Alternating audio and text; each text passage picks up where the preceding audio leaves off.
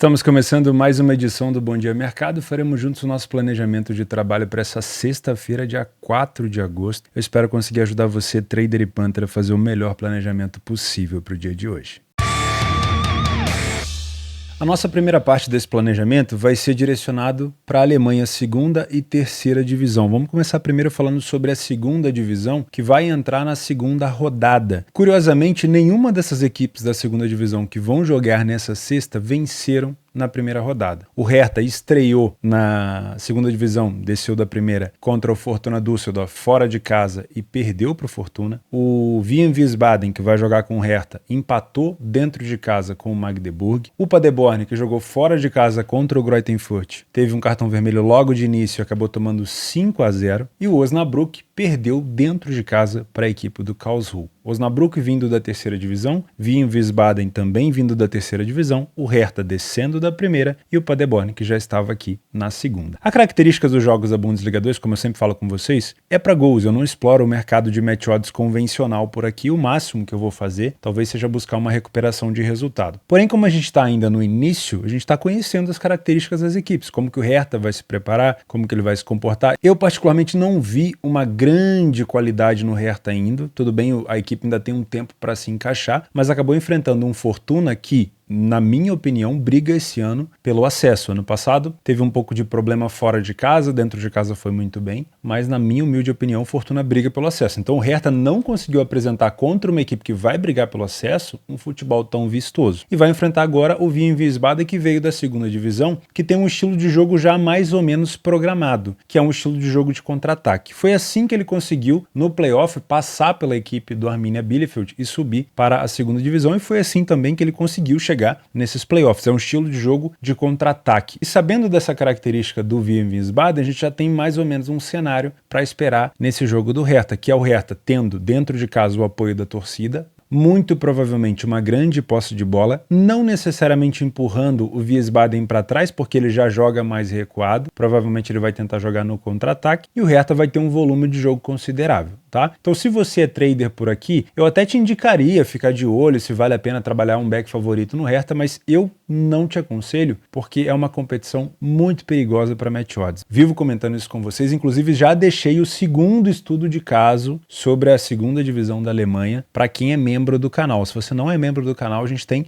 pelo menos um estudo de caso por semana ou a cada 10 dias eu estou tentando fazer para mostrar para vocês como que funciona a minha leitura de jogo, para tentar passar para vocês um pouco dessa minha experiência de tantos anos por aqui. E o último estudo de caso leva em consideração exatamente isso, uma equipe que estava muito em cima, mas que mesmo assim poderia ceder espaços, tá? Então, para mim é um jogo para gols, mas a tendência é que o jogo melhore muito depois que o Hertha faça o primeiro gol, tá? Então, para mim, se você é trader, tomaria muito cuidado para se posicionar por aqui. Acho que é um jogo mais para buscar gols, né? Normal. O mercado já vai estar esmagado, porque a gente tem um favorito dentro de campo, então o over 1,5 vai estar muito baixo. E o melhor cenário para trabalhar por aqui é o favorito Hertha na frente do placar, porque aí a gente vai ter o Wiesbaden indo para o segundo jogo sem vitória, muito provavelmente saindo um pouco das suas características de contra-ataque, ou seja, saindo um pouco para o jogo, e o Hertha sim vai ter espaço para ampliar. O segundo jogo é o Paderborn com o Osnabrück. O Paderborn dentro de casa é um time muito forte, foi assim na temporada passada, porém perdeu algumas peças bem interessantes, né? Peças ofensivas, peças de criação, inclusive um jogador de meio campo que era muito bom foi para o Schalke, então talvez o Paderborn demore ainda um pouquinho para dar liga, mas mesmo assim eu concordo com a cotação, é favorito, é muito forte dentro de casa, tinha uma característica na última temporada de às vezes sair atrás do placar e virar o resultado, às vezes ainda no primeiro tempo, né? Ou seja, mostrava desconcentração, mas logo em seguida a recuperação. Vamos ver como é que vai ser esse ano. Osnabrück parece um time meio morto, se faz ali de meio desentendido, mas é uma equipe que finaliza bem de fora da área, deu trabalho para o Karlsruhe, então eu tomaria um pouco de cuidado por aqui e também acho que o melhor cenário para se buscar gols é com um jogo desempatado, tá? De novo, o Osnabrück também não venceu, na verdade ele perdeu, diferente do Wiesbaden, então se o Paderborn estiver estiver na frente do placar, como é importante para o Paderborn também tirar saldo, já que ele tomou 5 gols, e o Osnabrück estiver saindo para o jogo, pode ser um cenário interessante para gols. Às 14 horas, na terceira divisão da Alemanha, temos o início da competição e a primeira rodada com o Hallerscher contra o Rot-Weiß Essen. Sinceramente, não é um jogo que traz tanta expectativa, porque foram duas equipes que brigaram contra o rebaixamento, ficaram na 15ª e 16ª posição respectivamente, então eu não traria assim tanta expectativa para esse início, deixaria o jogo começar para a gente poder acompanhar. A terceira divisão da Alemanha é muito parecida com a segunda, tá? Falhas defensivas, desorganização tática, então eu tenho aprendido a gostar. O grande problema por aqui é ter stream.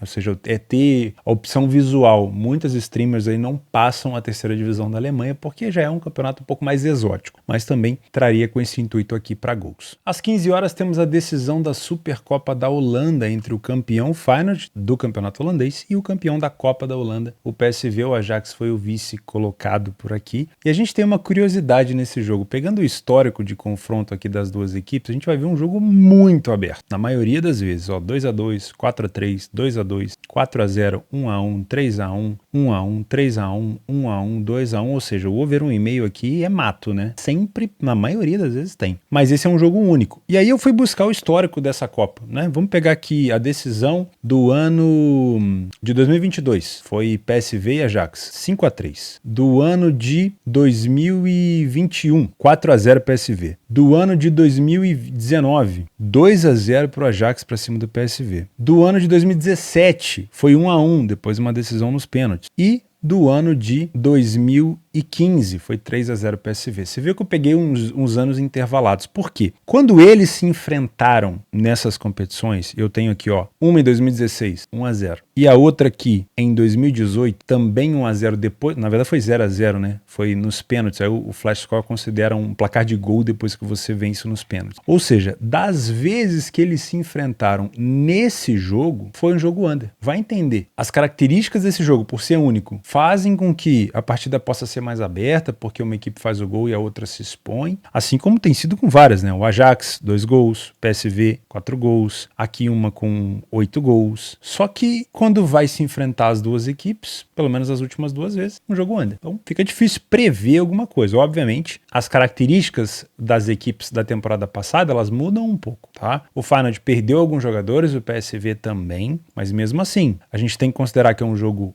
neutro e que tem uma capacidade muito grande de abrir. Eu não posso chegar aqui e falar, tô com uma expectativa de jogo under porque são duas grandes equipes e das últimas 2 vezes que elas se enfrentaram nesse cenário foi under. Porque é um jogo de mata, né? Não tem um mata-mata, é um jogo único. Então, um gol nesse jogo faz com que a partida possa abrir de uma maneira alucinante. Então, indicar under por aqui não vai ser o contexto, tá? Como a gente não sabe ainda como é que vai se comportar o Feyenoord nessa temporada e o PSV nessa temporada, é um excelente jogo para observação. Você pode encontrar oportunidade muito provavelmente ao vivo. Se você é trader com esse tipo de cotação um pouco mais parelha, chega a ser um favoritismo para o Feyenoord? Chega, né? Muito próximo de 2, mas ainda assim é um jogo que cabe correção de preço. Então, se eu tenho um PSV muito superior que o Feyenoord, pode valer uma correção da odd do Feyenoord, né? Se eu tenho um Feyenoord muito superior ou com uma imposição muito grande no início, pode valer uma correção contra o PSV, sem problema nenhum. Não dá nem para trazer viés, porque as duas equipes foram campeãs de competições distintas, tá? Agora, para você que vai trabalhar gols, o melhor cenário é ao vivo. Não tem como eu te indicar um over 1,5 só porque nas últimas 10 vezes aconteceu over 1,5 em 9 que eles se enfrentaram, ou nas últimas 20 aconteceu over 1,5 em 19, porque é um ano diferente, é uma competição diferente e são elencos diferentes. E esse jogo também tem uma carga diferente porque ele começa muito estudado e ele pode abrir no meio da partida por conta de uma necessidade. Um time abre 1-0, o outro tem que se expor, sobra espaço para contra-ataque. Um time faz 2-0, aí acabou tática, o time que está perdendo vai se expor de uma maneira completamente alucinante e vai deixar muito espaço. Então, para mim, se você quiser trabalhar mercado de gols, encontre uma situação que tire a defesa de uma das equipes do eixo. O que eu quero dizer com isso? Que durante o jogo você consiga perceber que as posições estão completamente largadas, que está tendo muito espaço, que uma equipe está se lançando em busca de recuperação. Aí é um excelente cenário para você buscar 1 ou 2 gols, tá? Eu, particularmente, quero trabalhar no match odds, correção de preço, provavelmente eu não leio a pior equipe em campo. Eu ensino muito isso no meu curso, fica aqui o convite para você fazer. Agora, não descarto trabalhar a favor de gols durante o jogo. Se você quiser acompanhar um pouco de como é que eu vou trabalhar nessa partida, link do meu Telegram tá aqui embaixo, tá? De maneira geral, não vou te indicar nada no pré-live para não te criar viés, mas é um jogo que muito provavelmente tem uma tendência maior de ser mais over do que under, tá? A questão under fica até sair o primeiro gol. Daí pra frente, muito provavelmente a gente pode ter uma exposição mais exagerada. Às 9h30 da noite na Série B, o Mirassol recebe o Sampaio Corrêa. Sexta-feira, dia de Série B, 9h30, sempre bom fazer aquela balança da vida. Vale a pena fazer a Série B 9h30 da noite ou passar um tempo com a sua família? Eu sempre vou trazer essa indagação para você e você que vai me responder. Tem dia que o jogo é muito bom e não tem como. Sábado e domingo a gente aproveita com a família. Tem dia que dá pra fazer ali uma troca, tá bom? Então, eu vou te apresentar os motivos que esse jogo pode ser bom, mas você pode falar até, ó, obrigado, né? Fica pra amanhã, fica pra outro dia, mas eu vou aproveitar minha família e, pô, vou ficar feliz demais, porque sexta-feira à noite é um dia que eu aproveito a minha família, tá? Mirassol com uma cotação de 1,65 dentro de casa, invicto nas últimas 10 partidas. Já vou te mostrar como vem bem a equipe do Mirassol, apesar de não estar entre os primeiros colocados ali, já tá na 7ª colocação. Poderia ficar, dependendo da vitória ali, muito próximo da terceira colocação, mas depende de uma sequência de resultados, lembrando que o Mirassol ainda tem um jogo a mais do que todos esses aí que estão em cima dele, tá? Utilizando o PDF de apoio, o Mirassol não vence tanto dentro de casa, em torno de 55% do jogo, não sai tanto na frente do placar, 45% das vezes. O Sampaio, por exemplo, que saiu em 40% fora de casa, então não é uma equipe com tanta iniciativa, ou que não assusta tanto assim o adversário. Mas é uma equipe que falha pouco em marcar, marca em quase todos os jogos, tá? E fica sem sofrer gol em quase 50% dos jogos. Já a equipe do Sampaio tem um péssimo desempenho fora de casa, e isso ele trouxe bastante da temporada passada, era assim também, né? Isso fez com que ele não subisse para a primeira divisão, faltou algumas vitórias, não marcou em 60% do jogo, em apenas 30% ficou sem sofrer gol. Apenas 2 vitórias, tem uma média de gols sofridos bem mais alta do que o adversário e uma média de gols marcados bem mais baixa. O Mirassol não tem um primeiro tempo tão atrativo, então para você que vem com o intuito de trabalhar uma correção de preço no não favorito, cuidado, porque o número de gols sofridos é parecido, o número de gols marcados também. O que dificulta um pouco a vida do Sampaio é, por mais que ele tenha mais vitória que o adversário, ele tem muito mais derrotas. O Mirassol perdeu apenas 9% dos primeiros tempos, o Sampaio perdeu metade. No segundo tempo, o Mirassol melhora consideravelmente, quase 50% de vitória, mantém uma derrota baixa, aumenta o número de gols marcados, só que também continua tomando bastante gol. Já o time do Sampaio Corrêa diminui o número de vitórias, mantém o número de derrotas bem alto e reduz a força ofensiva. Marcou apenas 1 gol no segundo tempo e tomou 7. Ampliando um pouquinho o contexto dessa análise, olha só os últimos 10 jogos do Mirassol. Desde a derrota para o Ituano, e esse jogo contra o Ituano eu acompanhei e foi um jogo muito forte do Mirassol. O Ituano foi ganhar com um gol no finalzinho, praticamente no último lance, quer ver? Ó? Um gol de fora da área praticamente no último lance aqui, ó, aos 97. O time do Mirassol jogou muito bem. Foram 16 tentativas no gol, o número de XG, né, de gols esperados bem alto, porém não venceu, faz parte, né? E nesses últimos jogos por aqui, somente 2 derrotas, uma fora de casa para o Guarani, que é muito difícil de vencer lá, e uma em casa para o Ituano. De lá para cá, 1, 2, 3, 4, 5 empates e 1, 2, 3, 4, 5 vitórias. Dentro de casa especificamente, a gente teve essa derrota para o Ituano, uma derrota aqui para o Mirassol logo no início e depois no Campeonato Paulista, tá? Então é uma equipe que só perdeu 2 vezes esse ano dentro de casa. O Sampaio Corrêa já tem uma dificuldade muito grande fora de casa, venceu a Tombense e venceu a Chapecoense, mas foi só isso, tá? Então é uma equipe com bastante dificuldade. Quando perde, vamos lá, derrota aqui começou com o Botafogo, não conseguiu marcar, o Guarani também não conseguiu marcar, pro Vila Nova não marcou, pro Novo Horizontino não marcou, contra o Vitória marcou 1 gol, contra o Avaí não conseguiu marcar, ou seja, na maioria das vezes que perde, não consegue marcar. Contra o Atlético Goianiense, chegou a estar na frente do placar, abriu o placar, fez 2-0 e tomou um empate no final, tá? Então, é uma equipe que vem tentando marcar um pouco mais de gol, mas tem muita dificuldade e defensivamente falando também tem muita dificuldade. Se você é trader, eu tomaria muito cuidado, porque o Mirassol não costuma fazer bons primeiros tempos, tá? Isso é só uma estatística. É óbvio que nesse recorte desse jogo específico ele pode jogar muito bem, você pode aproveitar e trabalhar às vezes até contra o Sampaio Corrêa. Mas cuidado, já traz